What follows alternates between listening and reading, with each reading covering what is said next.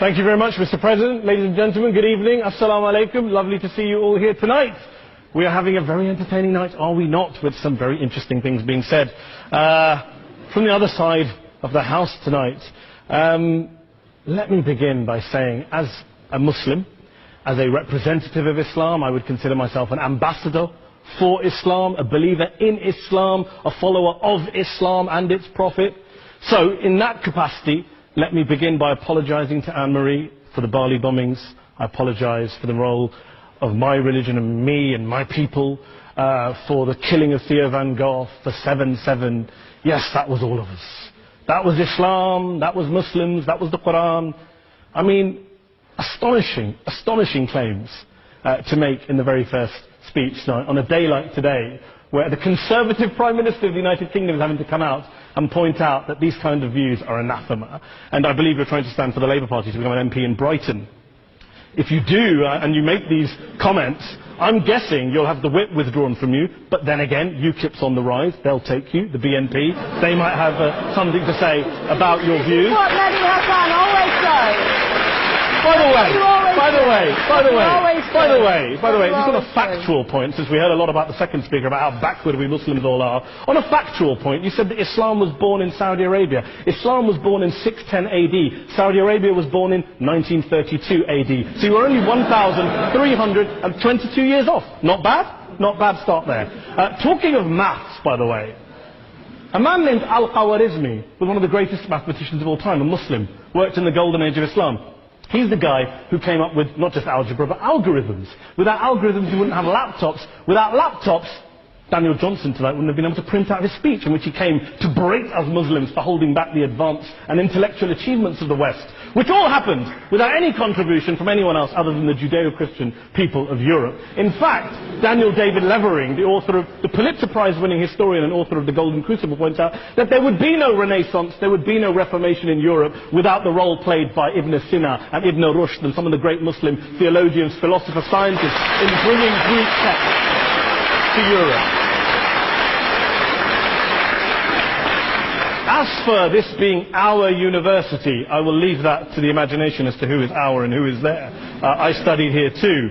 An astonishing set of speeches so far making this case tonight.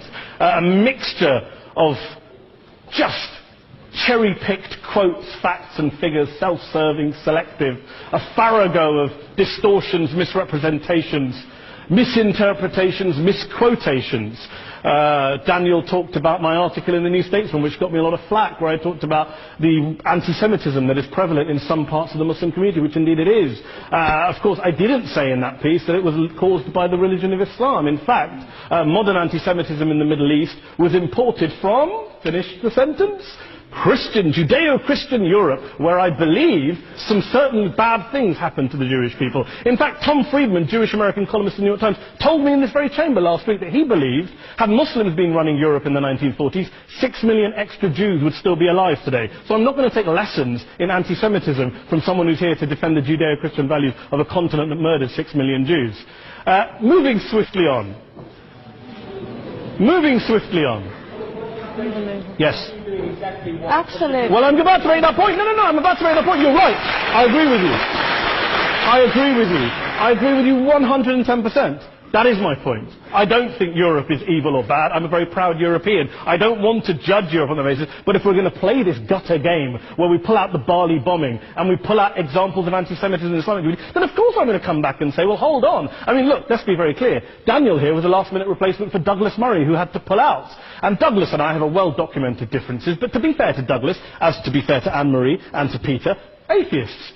Atheists see all religions as evil, violent, threatening. What the problem I have with Daniel's speech is that Daniel comes here to write this robust defense of Christianity, forgetting that his fellow Christians, people who said they were acting in the name of Jesus, gave us the Crusades, the Spanish Inquisition, the anti-Jewish pogroms, European colonialism in Africa and Asia, the Lord's Resistance Army in Uganda, not to mention countless arson and bomb attacks on abortion clinics in the United States of America to this very day. I would like a little bit of humility from Daniel first before he begins lecturing other communities and other faiths on violence, terror and intolerance.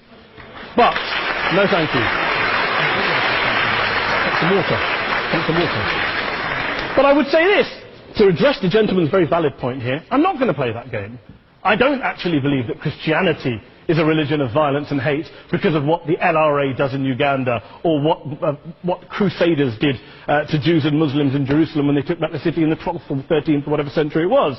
I believe that Christianity, like Islam, like pretty much every mainstream religion, is based on love and compassion and faith. I do follow a religion in which 113 out of the 114 chapters of the Quran begins by introducing the God of Islam as a God of mercy and compassion. I would not have it any other way. I don't follow a religion which introduces my God to me as a God of war, as some kind of Greek God of wrath, as a God of hate and injustice. Not at all. As Adam pointed out, you go through the Quran and you see the mercy and the love and the justice. And yes, you have verses that refer to warfare and violence. Of course it does. This is not a motion about pacifism. I'm not here to argue that Islam is a pacifistic faith. It is not. Islam allows military action, violence in certain limited contexts. And yes, a minority of Muslims do take it out of that context. But is it religious? We talked about Woolwich. Daniel and Anne-Marie have suggested that it's definitely religion that's behind all of this. Well, actually,